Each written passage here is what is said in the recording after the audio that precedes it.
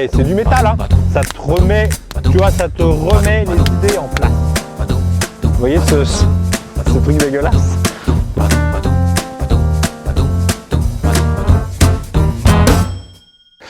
Bonjour et bienvenue dans cette nouvelle vidéo atelier. Bienvenue dans le bureau du garage. Déjà, premièrement, qu'est-ce qu'on dit? Parce que là, voilà, nous, on est vraiment dans la nouvelle année. Donc, bonne année, bonne santé, que tous vos projets se réalisent. Un petit peu d'argent, beaucoup de santé, qu'on sorte de ce putain de Covid parce qu'il y en a marre. Voilà, je vous souhaite tout le bonheur du monde, comme dirait un certain philosophe qui s'appelait... C'était quoi déjà, Rio? Kyo? Tout le bonheur du monde? Ouais. Tout le bonheur du monde. Sinsemilia plutôt. Ah, Sinsemilia? Eh bien, Sinsemilia, les philosophes, Sinsemilia, si tu nous écoutes, merci. On fait un petit point du coup 2022. Donc vous connaissez l'objectif, donc c'est 50 voitures. Objectif qui est pour l'instant, comme vous le constaterez sur ce tableau, on en est assez loin. Mais on s'y approche, il n'y en a que 7 de fait. On va y arriver, on y croit dur comme fer. Qu'est-ce que je voulais vous dire aussi? Donc oui, petite précision sur le stock. La dernière fois, je ne sais pas pourquoi, j'avais envie de compter les voitures qu'on avait en stock. Rappelez-vous bien, alors peut-être qu'il y en a qui viennent juste d'arriver, donc bon, vous n'étiez pas au courant, mais donc on avait commencé avec la 206 RC ici, donc avec une voiture. Et aujourd'hui, on en a, j'avais recompté, je crois qu'on en a 23, d'accord? Donc il y a 2 ans, on avait une 206 RC dans le garage. Et Chris était là d'ailleurs à cette époque, un petit peu après Chris, mais on n'en était pas loin. Maintenant, on a 22 voitures en stock. Alors je sais pas c'est quoi le mieux, 22 et une, parce que 22 en stock, ça veut dire qu'il faut les vendre et qu'elles sont pas vendues. Et puis qu'une, bon bah ça veut dire qu'on n'avait pas d'argent et que c'était le début. Mais vous voyez quand même le changement, un petit léger changement. Et j'ai en plus calculé la valeur, entre guillemets, c'est pareil, hein, c'est à prendre avec des pincettes, de revente de tout le stock de voitures qu'on a, et on est à plus de 100 000 euros. Alors ça veut pas dire grand chose, hein, parce que tu peux faire, j'ai fait un stock, j'ai fait une valeur, comment dire, minimum, quoi, de vraiment le minimum à la revente. Donc ça fait quand même un sacré pognon, ça fait voilà une 206 RC à 3500 euros, qui s'est en l'espace de 2 ans, par magie, remplacé en plus de 100 000 euros de stock. C'est grâce à vous, mine de rien, parce que c'est grâce à YouTube, surtout grâce aux sponsors, aux partenariats que vous avez regardé, que vous avez cliqué, et c'est cool. Et d'ailleurs, vous le savez, maintenant, les vidéos sont en partenariat avec Car Vertical. Car Vertical, vous connaissez la chanson, je vous fais le petit speech rapidement. Donc, vous avez de toute façon tout dans la description. T'as vu, Chris, comment je passe là? Attendez, hein? Magique. Voilà. Vous avez tout dans la description. Car Vertical vous sert à vérifier l'historique d'une voiture. Ça marche pas à tous les coups, évidemment. Hein, il y a des historiques que vous n'avez pas, mais très souvent, surtout sur une voiture, par exemple, allemande, une BMW, une Mercedes, une Volkswagen, encore plus si vous l'achetez en Allemagne, mais ça peut être un import d'un autre pays et que l'ancien propriétaire a fait et donc que vous ne savez pas. Et vous vérifiez le kilométrage, si elle a été accidentée, où elle a été réparée, d'où elle vient exactement, par quel pays elle a transité, est-ce qu'elle a été volée dans un pays et revenue. Bon là, c'est vraiment l'exemple, vraiment le gros exemple pourri, mais ça peut arriver, et c'est déjà arrivé. Donc voilà, vous avez tout dans la description. N'hésitez pas à l'utiliser quand vous achetez une voiture. Ça coûte, vous avez évidemment en plus 20% sur n'importe quelle commande, et ça coûte pas très cher pour finalement, même pour une voiture qui vaut 5 000 euros, même si vous payez, je sais plus c'est combien, ça doit être dans les 15 balles ou dans les, je sais plus combien exactement, c'est que dalle quoi, pour 3 000 balles de dépensés et encore plus pour une voiture à 20 000 euros par exemple. Désolé. Donc voilà, petite partie promotion terminée. Voilà, tout ça c'était donc pour rebondir sur ces partenariats qui nous ont aidés pendant ces 2 ans et qui vont nous aider évidemment certainement pour l'année à venir. Et une petite précision pour finir, et après on passe à la suite. Je pense que c'est important, tant pis pour moi. Ce qui va se passer là pour cette année-là, et on attaque là de suite. Vous savez qu'avant, les 2 premières années, enfin l'année dernière, et alors ça reste, je pense, la meilleure des options, c'est on répare les voitures et on les vend. on les met à vendre plutôt. Et là, ce qu'on va faire, c'est que donc ça, c'est la meilleure des solutions parce que du coup, on a le temps de tout faire et quand elles sont en vente, elles sont finies, elles sont prêtes à partir. Mais le problème, c'est que on répare des voitures qui ne se vendent pas, ça nous fait du stock, ça nous fait des pièces à acheter, c'est chiant, c'est nul et en fait, on se rend compte que la plupart du temps, les gens ne font pas comme ça, les professionnels ne font pas comme ça. Enfin, la plupart, en tout cas, dans notre secteur à nous, des petites voitures, tout ça. Donc du coup, on va mettre les voitures en vente quand elles ont évidemment l'état d'être mis en vente. Hein, forcément, s'il y a une aile à faire ou un truc, on le fera pas. Mais quand elles ont l'état d'être mis en vente et qu'il y a juste un entretien, a priori, parce qu'il y a toujours des surprises, on les mettra en vente tout de suite sur les réseaux, donc sur le Bon Coin, sur le Marketplace, et on verra comme ça où aller, où se diriger, sur quelle voiture réparer en priorité pour arrêter de perdre du temps en fait. Parce que ouais, il y a des voitures qu'on répare, qu'on passe un temps fou à faire, alors qu'elles sont vendues genre 1 mois et demi après. Donc ça c'est chiant, c'est plus possible. On va tester cette technique-là, si ça marche ou si ça marche pas. S'il y en a qui l'ont déjà fait, n'hésitez pas à nous le dire en commentaire. Parce que nous le savons tous, il y a beaucoup de professionnels de l'automobile parmi vous. Donc voilà un peu les objectifs, les choses qu'on va faire cette année. Et puis évidemment, on va vendre des voitures, acheter des voitures, en vendre, racheter des voitures à des particuliers. Pour l'instant, on va surtout vider un peu le stock là, parce que comme je vous l'ai dit tout à l'heure, il y a quand même beaucoup d'argent en stock. Donc faut vider. Et puis c'est tout, on passe à la suite.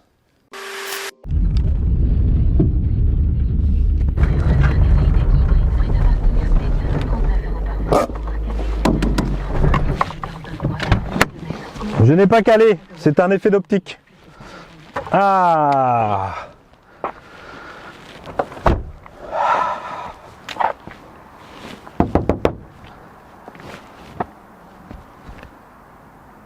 C'est une 306, messieurs, dames. Peut-on gagner de l'argent avec une voiture qui, dans 2 ans, est, comment on dit, pas collector, collection. C'est-à-dire qu'il y aura 30 ans. Elle est de 1994, messieurs, dames. Donc autant vous dire qu'elle a son âge et elle est plutôt propre. Pourquoi je vous montre cette voiture? Parce que l'idée, c'est une voiture qu'on a rachetée en vendant, qu'est-ce que j'ai vendu? Une 307. Je voulais pas la racheter. Donc j'ai proposé, c'est comme ça que ça marche en général, j'ai proposé un prix très bas, de 200 €. On m'a dit oui. Qu'est-ce que j'ai fait? Je l'ai acheté. Donc du coup 200 €. 306, Peugeot, 1994. Approche un peu Chris parce que ça vaut le coup d'œil. Hein. Je vais de l'autre côté moi. 1,4 litre, essence. Donc autant te dire, moteur normalement fiable. Vitres manuelles. Ok? Pas de problème avec les vitres. 136 000 km, elle est neuve. Les pneus sont bons. Regarde, couleur champagne. C'était une option très chère à l'époque. 5 portes, enjoliveur. Bien, je te montre porte qui se ferme et qui s'ouvre normalement. Ouais, c'est bon. Regarde. Intérieur, intérieur qu'on peut, qui est. J'avais pas vu. Regardez ça. C'est là que ça pue. Je crois qu'il y a une petite prise d'eau. Donc vous voyez, siège velours. À l'arrière aussi, c'est une 306 XN, d'accord. Pas de rouille, rien de ça, il est nickel. Donc évidemment, l'idée, qu'est-ce que c'est l'idée? Parce que l'idée, on n'achète pas des voitures pour le plaisir. Vous allez me dire, si, des fois tu le fais, c'est vrai. Mais là, l'idée du coup, c'est de acheter 200 €. L'idée, c'est de faire un maximum de marge sur cette voiture. Alors, je vais vous le demander dans les commentaires. Je pense que bien vu, bien vendu, parce qu'évidemment, il y aura distribution, les vidanges, tout ce qu'il y a à faire dessus. Hein. Contrôle technique, ok. Finalement, qu'est-ce que tu vois quand tu te promènes sur le Bon Coin? Il y a très peu de voitures en fait pas chères. Pourquoi il y a très peu de voitures pas chères? Parce qu'il faut qu'elles aient un contrôle technique. Donc forcément, c'est déjà un peu plus dur. Et qu'il y en a de moins en moins parce que la prime à la conversion, la casse, enfin toutes ces conneries. Et parce qu'en plus, maintenant, il va falloir les garantir. T'imagines s'il faut garantir une 306 de 94 1 an? Bon, à la limite, je suis plus tranquille avec ça qu'avec la 307 de derrière. Hein. Je préfère vendre ça et garantir ça pendant 1 an. C'est le 1,4 litre TU, là, il n'y a pas de. Voilà, normalement, il n'y a pas de problème. Il n'y a pas de vitre électrique. Boîte manuelle. Il y a la direction assistée quand même. Pas de clim. Enfin, je veux dire, il n'y a rien qui peut tomber en panne normalement. Donc, l'idée, et vous allez me le dire dans les commentaires, combien on peut la vendre? Moi, je pense, mais je pense qu'on la vend en 3 jours, 1200 €. En 3 jours. Je pense qu'on peut la vendre un peu plus cher. 2 jours, il dit Chris. À 2000 €. Voilà, ben moi, je me suis dit, on va attendre un petit peu et on va essayer de la mettre à 1999 €. Dites-moi ce que vous en pensez. Et on va essayer de la vendre ce prix-là. Je pense qu'à 2000 balles, tu as une voiture qui a 136 000 km, fiable, une Peugeot, couleur champagne. Et ça change quand même beaucoup de choses, la couleur champagne. Je ne sais pas ce que tu en penses. On va essayer. De toute façon, vous le verrez. J'avais pas vu qu'elle était abîmée là. Il faudra que je la vende comme ça, celle-là. Je pense qu'on peut la vendre 2000 €. Je pense aussi, Chris, tu vois, tu lisais dans ma pensée. Je pense qu'à 2000 €, normalement, ça part. Vous imaginez 2000 €. Enfin. Et c'est du métal, hein. C'est pas du plastique comme ces merdes là. C'est du vrai métal. Donc voilà. Je voulais vous présenter cette petite 307 et je vais même faire le vendeur. Vous allez voir qu'elle démarre au quart de tour. Vous allez voir. Bon, je me suis fait attaquer. Viens là, Chris. Viens ici, Chris. Et puis il y a 12 clés. Tac, regardez ça. Hop. Ce bruit, il est mythique du démarrage de la 306. J'avais Kylian, si vous vous rappelez, sa mère en avait une comme ça. Mais je crois que c'était une 1,6 litre lui. Regarde, ça démarre. Elle a 135 000 km. Horloge au compteur. Mais ça, mon gars, voilà, je veux dire, t'es allume-cigare. Anti-brouillard arrière. Chauffage. Autoradio. Pas d'origine. Boîte à gants. Frein à main. Hein? Elle a même des sièges et un volant. Incroyable. Qu'est-ce que tu veux? Regarde ça. Hop, j'éteins. Je redémarre. J'éteins. Je redémarre. Incroyable. Et sa petite option qui est sympa, c'est les vitres manuelles. Et vous savez, les vitres manuelles, ça vous rappellera un peu votre jeunesse. C'est toujours intéressant d'avoir des vitres manuelles. Ça te remet, tu vois, ça te remet les idées en place. Tu vois ce que je veux dire? Donc voilà. Oh, enfin, elle marche bien. Sur ce.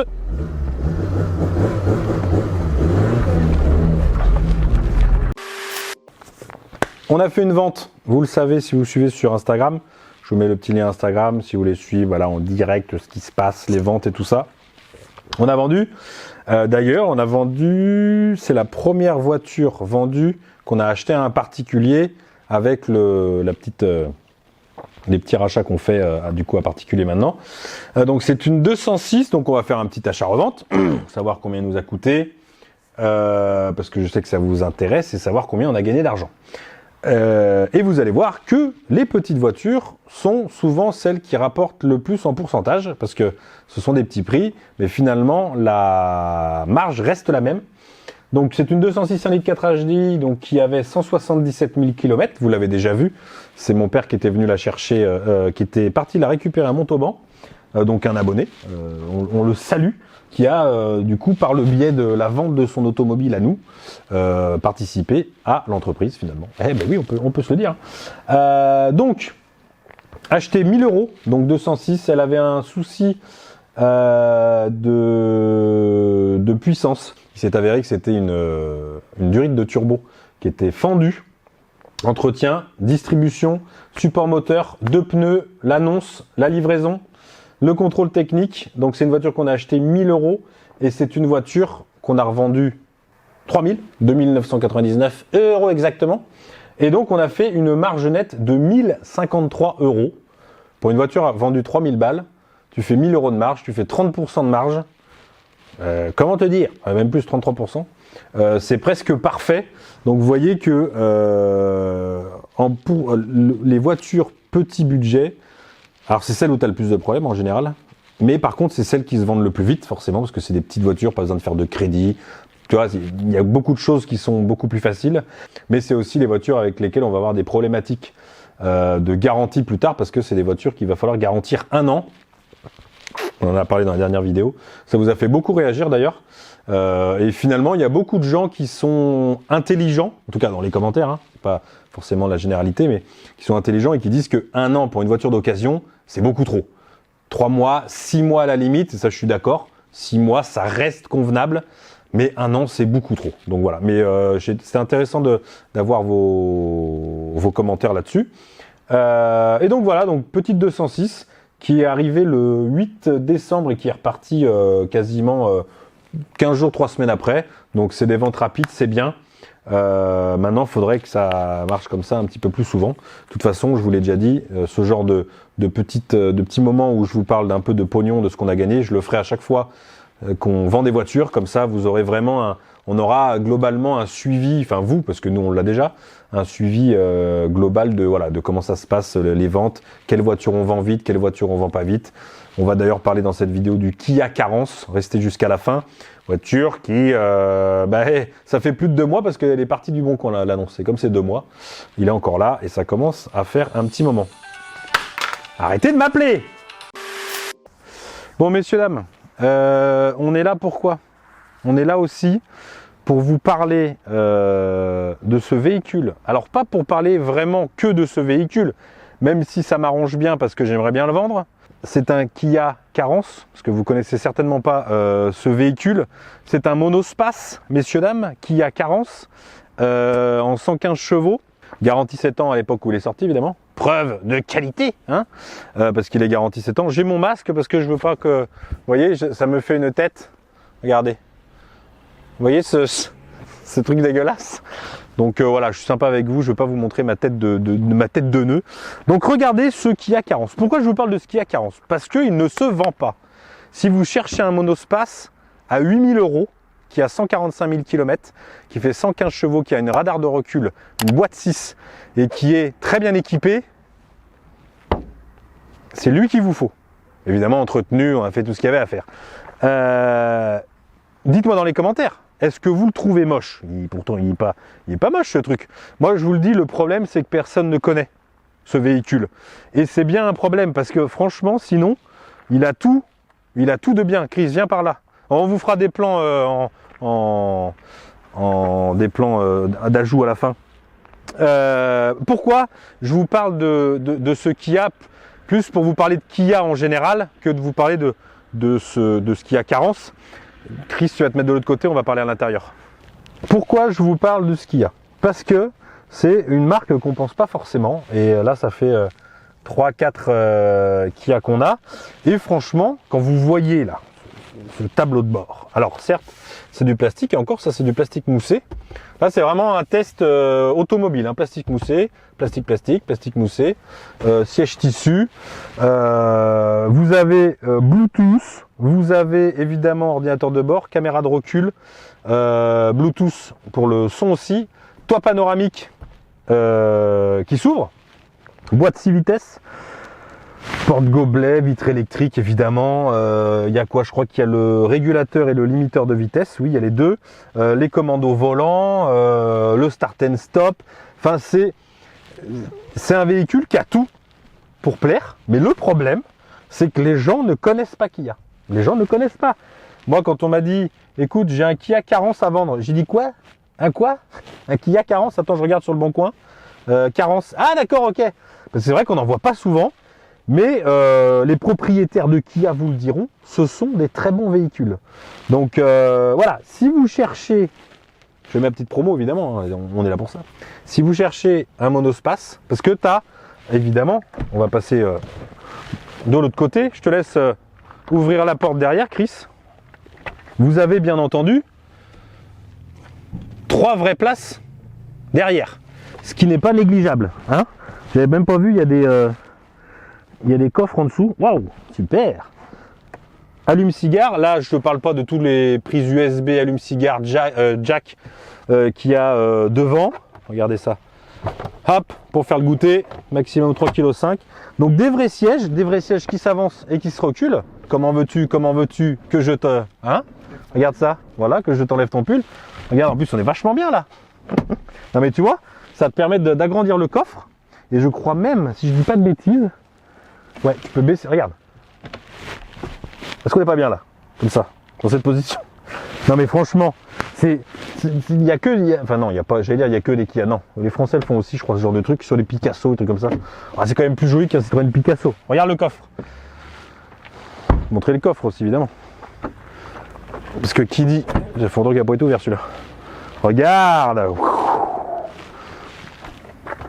Tac.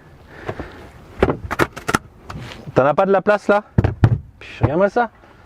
Pourquoi personne ne veut ce véhicule? Dites-moi dans les commentaires. Peut-être que vous le savez. Dites-moi pourquoi vous. Qu'est-ce qui se passe?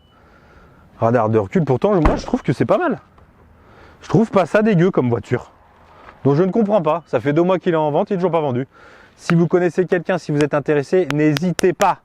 N'hésitez pas. Je vous mettrai l'annonce dans la description. Et si j'oublie de la mettre, vous regardez les pilotes du dimanche sur le Bon Coin, vous la trouverez. Mais putain. Si vous nous aidez à la vendre, ça m'enlèvera une épine du pied. Et j'ai mal en ce moment. Grosse épine au pied. Donc partagez, dites-le à voilà, jeune couple avec un enfant. Bon, un enfant c'est un peu grand, mais 2 enfants, 3 enfants, 4 enfants, 5 enfants. Non là après il faut un minibus. Mais bon Dieu, voilà. Regardez, il est tout mignon. Plus je crois que c'est une première main, suivi chez Kia et tout. Hein. Que demande le peuple? Voilà, je sais pas quoi vous dire d'autre. Là, je sais pas. Éco-dynamique. C'est dynamique, mais écologique. Donc ça veut dire que ça va vite et que ça ralentit un peu. Parce que c'est écologique. Donc là, je vois pas, je peux pas t'en dire plus.